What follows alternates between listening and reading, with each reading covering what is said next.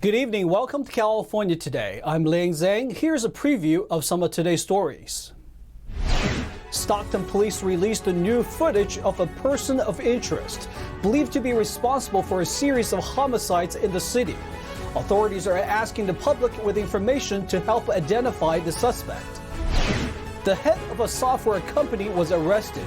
His company handles data on election poll workers and accused of storing data on servers in China. And the governor signed a bill that decriminalizes jaywalking. Sort of. We hear from locals on what it means to cross the street without getting cited.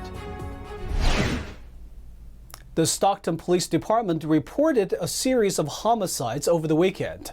Authorities have now released a video of a suspect allegedly responsible for the murders in what might be part of a serial killings.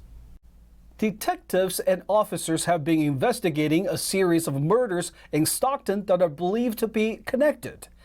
Detectives also conducted a follow-up with the surviving victim from the shooting on April 16, 2021. She described the suspect as a male of an unknown race, 5'10" to 6 feet tall, thin build, wearing a dark-colored hooded sweatshirt with the hood pulled up, and dark-colored pants. The person was also wearing an all-black COVID-style mask. The reward for information leading to an arrest in this investigation has now increased to $125,000. The CEO of a U.S. election software company has been arrested. A California district attorney alleges it's related to stolen data from county workers and that the company stored information on servers based in China. Los Angeles County District Attorney George Gascon announced Tuesday an arrest as part of an investigation of data theft and storing data on servers in China. We're here today to announce the arrest of Yu Yu, who is a chief executive officer of Canic Corporation in Michigan, in connection with the theft of personal data of Los Angeles County election workers. Investigators seized hard drives and other digital evidence. The investigators have been conducting searches of his home and other Canic locations in Michigan. According to the district attorney's office, the investigation is concerned solely with the information of election workers, stating that the allegations had no impact on election results. At issue here is the theft of personal identifying information of election workers in Los Angeles County. This information is not, I repeat, it is not related to election material or voter information. The Michigan-based company is responsible for the software used in managing Los Angeles County election poll workers. According to Gascon's office, Conic won a 5-year, $2.9 million contract with LA County in 2020 for its election worker management system named Poll Chief that was used by the county in the last California election. Conic was supposed to securely maintain the data and that only United States citizens and permanent residents have access to it. Investigators found that in contradiction to the contract, information was stored on servers in China. A day before Yu's arrest, the New York Times reported on October 3rd that Conic had become the target of allegations that it has ties to the Chinese Communist Party. The company denies the allegations. On September 12th, Conic sued a nonprofit vote monitoring organization called True the Vote for repeatedly making, quote, false and racist accusations against Conic. The organization claims that Conic is tied to the Confucius Institute, a CCP organization that spreads propaganda through Western universities. Entity reached out to Conic for comment. The district attorney's office is seeking Yu's extradition to Los Angeles. David Lamb, Entity News, California. Pedestrians will soon be able to cross the street outside of an intersection without being ticketed, as long as it's safe to do so. NTD's David Lamb spoke to pedestrians in Silicon Valley to hear their take on it. This crosswalk was installed to allow the community members to go to their local park safely. Now, in January, people who jaywalk and don't use a crosswalk may only get a citation if it's deemed dangerous. California Governor Gavin Newsom signed a bill on September 30th that allows pedestrians to jaywalk without getting a ticket. Assembly Bill 2147, also known as the Freedom to Walk Act, allows an officer to stop and cite for jaywalking, quote, only when a reasonably careful person would realize there is an immediate danger of a collision. Well, who's going to decide if it's dangerous or not? I mean, I don't think jaywalking should be allowed. I think there's plenty of crosswalks to do it safely. I think it's a good thing. I think a lot of times most citizens can decide for themselves whether or not it's safe to cross and so just removing that fear of getting a citation is, I think it's a good thing. I think it's a positive thing. The bill's author, Assemblyman Phil Ting of San Francisco, said it should not be a criminal offense to safely cross the street when expensive tickets and unnecessary confrontations with police impact only certain communities. It's time to reconsider how we use our law enforcement resources and whether our jaywalking laws really do protect pedestrians. Ting's office says jaywalking is arbitrarily enforced in the state, with tickets targeting certain communities more than others, and has sometimes escalated to violence. Under the legislation, jaywalking is still prohibited, but people won't get a citation for it unless there seems to be an immediate danger. Therese Lehan lives in San Jose, and she says this toddler gives her reason to use the crosswalk. He also likes pushing the button. They can put flashing lights on crosswalks that aren't at traffic lights. That would be definitely better. They have put it at some of the crosswalks on the Alameda, but not all of them. And I don't understand why they just don't put it on all of them, especially if fatalities are going up. Pedestrians and drivers are not relieved from the, quote, duty of using due care for their safety. If you get a citation, you get a citation or you pay a fine, but I do actually think that we should all cross at crosswalks. People drive too fast, it's dangerous. Honestly, I feel like a lot of people might not even be aware of the law change, and so I think people are going to probably continue to govern themselves the way that they always have. The law takes effect on January 1st, 2023, and by 2028, the California Highway Patrol is required to submit data and evaluate the impacts from the new change. David Lamb, NTD News, California. As California's drought deepens, more rural communities are running out of water. The crisis is more severe in the San Joaquin Valley, the country's most productive agricultural region. Farmers rely more heavily on groundwater because they aren't getting much water from the state's depleted reservoirs. Amid a mega drought plaguing the American West, more rural communities are losing access to groundwater as heavy pumping depletes underground aquifers that aren't being replenished by rain and snow. Thomas Cherez says his Fairmead property, which he rents to a family of 8, used to get water from his neighbor's well. But when it went dry 2 years ago, his tenants lost access to running water. They're surviving, bringing water from a neighbor about 1,500 feet from here, and I'm paying for the water. So they do it on the daily basis. They carry their own 5 gallons on their own cars, and it's a daily thing. They use the water to cook and take showers. They have portable toilets in the backyard. Hopefully we get some rain and then help us with a solution, but yeah, it's a big need. Water. We need water. Water, water. Elaine Moore's family farms almonds in the Central Valley. 2 of their wells have dried out this summer. 2 of her adult children are now getting water from a new well the family drilled after the old one went dry last year. I know we've had to drill a well on our property, but this is the first time the boys have had problems with their well. So I just think it's because it's been so dry this last year. We didn't get much rain, we didn't get much snowpack, and it looks like it's going to be the same thing this winter. So it's touch and go. We will probably have to drill another well. The groundwater crisis is most severe in the San Joaquin Valley, California's agricultural heartland, which exports fruits, vegetables, and nuts around the world. Shrinking groundwater supplies reflect the severity of California's drought, now in its 3rd year. According to the U.S. Drought Monitor, more than 94% of the state is in severe or extreme drought. As a result, farmers are getting little surface water from the state's depleted reservoirs, so they're pumping more groundwater to irrigate their crops. In a lot of places, people are pumping not just like they were before, but in fact more than they would during a wet year because they're not getting the surface water.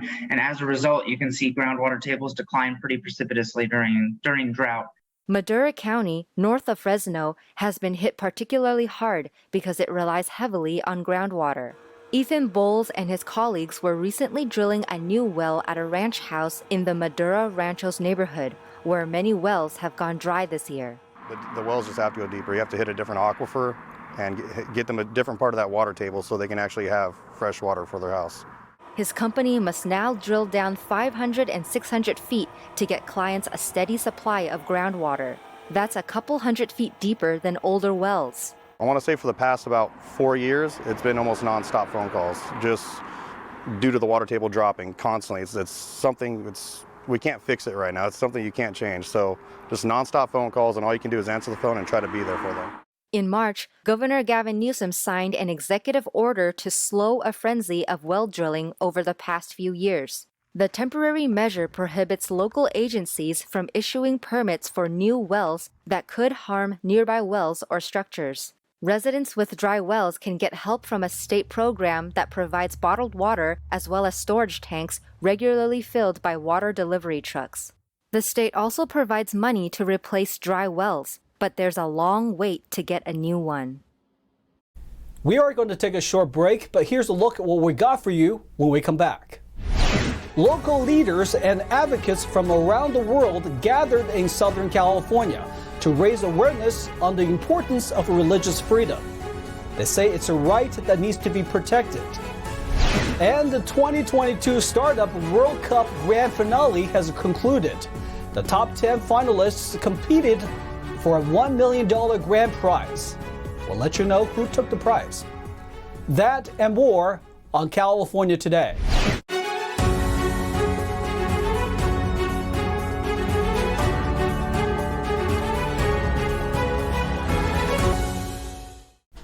While Americans enjoy religious freedom, many people around the world don't have that right. At an event in Southern California, NTD's Jackie Rios heard from religious freedom advocates from around the world. They came to speak about its importance and that Americans need to work to keep that right. The second Indo-American Christian Leadership and Religious Freedom event was held at the Huntington Club in Huntington Beach. The event was to highlight concern over religious freedom. The keynote speaker of the event was Salima Masari, an Iranian who served as the district governor for Afghanistan from 2018 to 2021. As governor, she recruited over 600 men to fight the Taliban.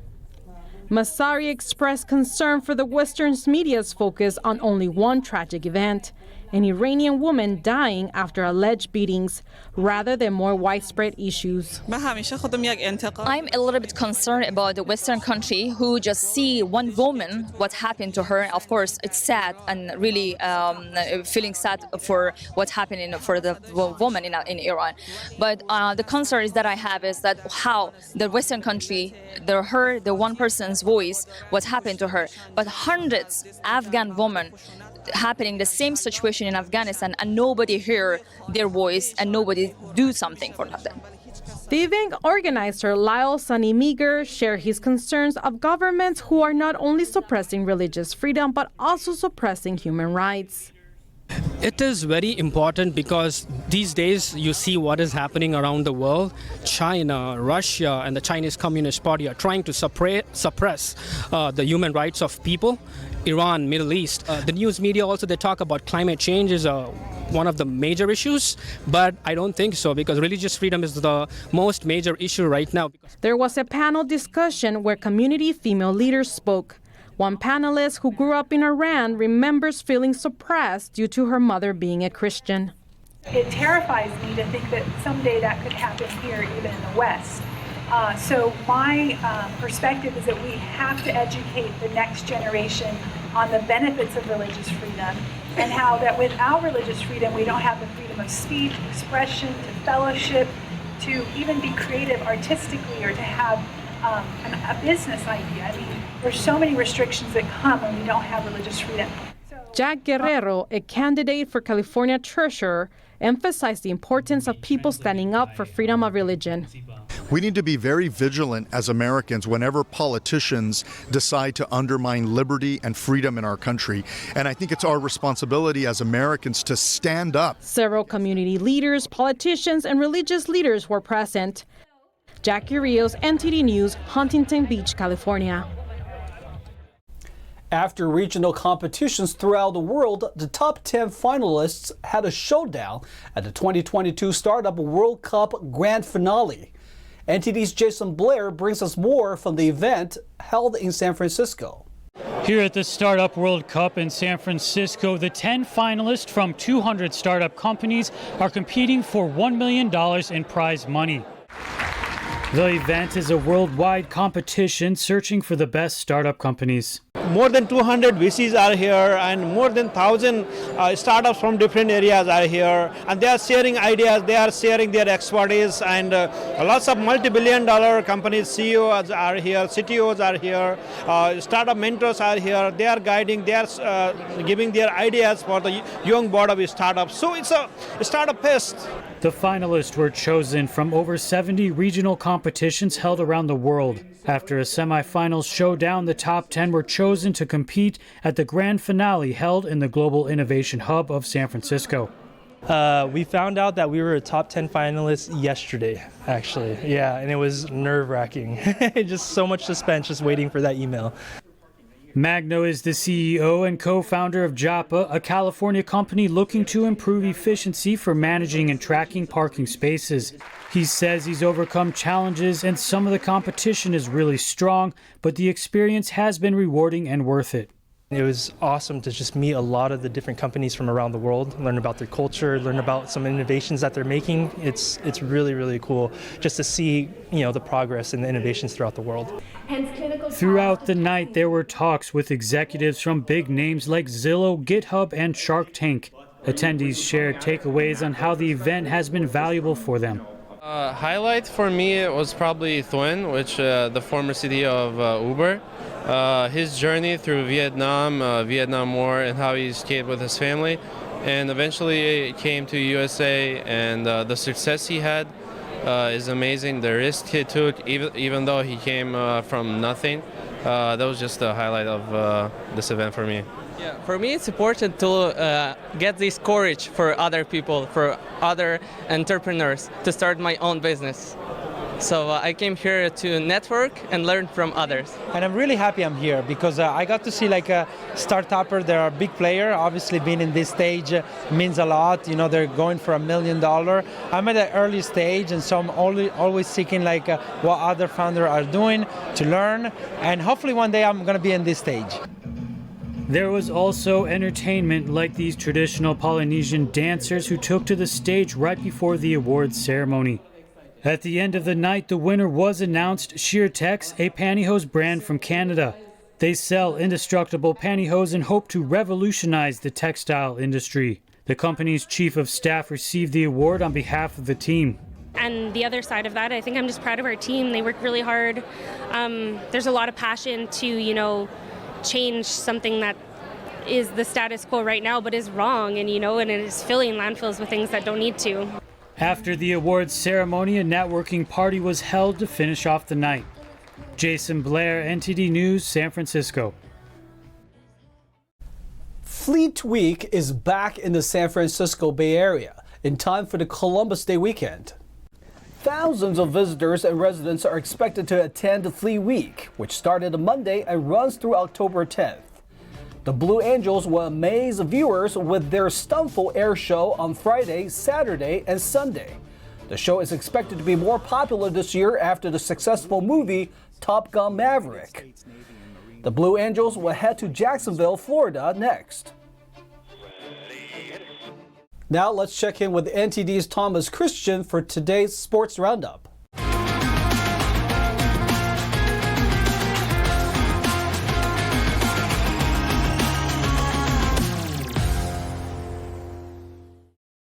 I'm Thomas Christian, giving you the California Today Sports Roundup.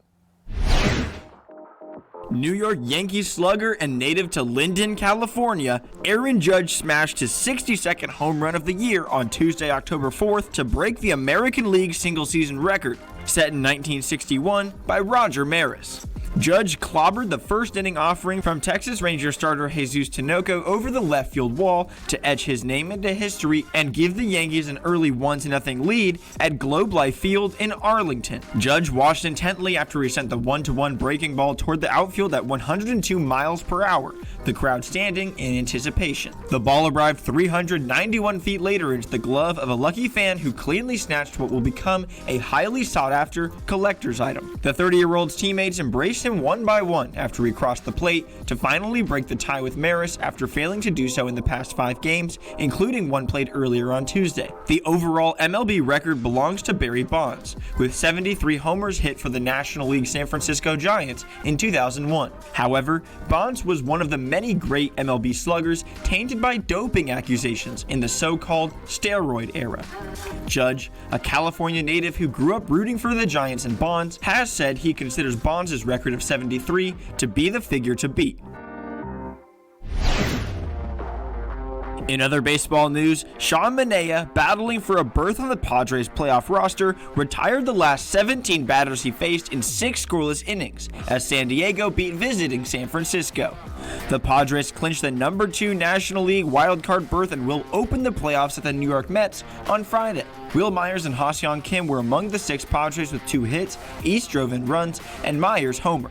Padres 6, Giants 2. Randall Grichuk hit a go-ahead 2-run home run in the 7th inning as Colorado earned its 3rd consecutive win at Los Angeles. Brendan Rodgers and Sean Bouchard also hit home runs for the Rockies. Ryan Feltner gave up 2 runs on 4 hits over 6 innings. Joey Gallo homered for the Dodgers, who have scored just 4 runs over their past 3 games. Despite a no decision, Dodgers left-hander Julio Urias clinched the National League ERA title with a 2.16 mark. He gave up 2 runs over 4 hits in 5 innings. The Rockies are currently in last place in the NL West with a record of 68 and 93. Rockies 5, Dodgers 2. And that's all for the sports. That's all we've got for you tonight. We'd like you to join us again on California Today every weekday at 8:30 p.m. Make sure to check out our broadcasts on our California Today webpage. You can find it at ntd.com/California-today. You can also find all of our top latest clips there, ready to share with friends and family. Send us a message on Twitter, Facebook, or Instagram, or through our email, california.today@ntd.com. I'm Lang Zhang. Have a wonderful evening.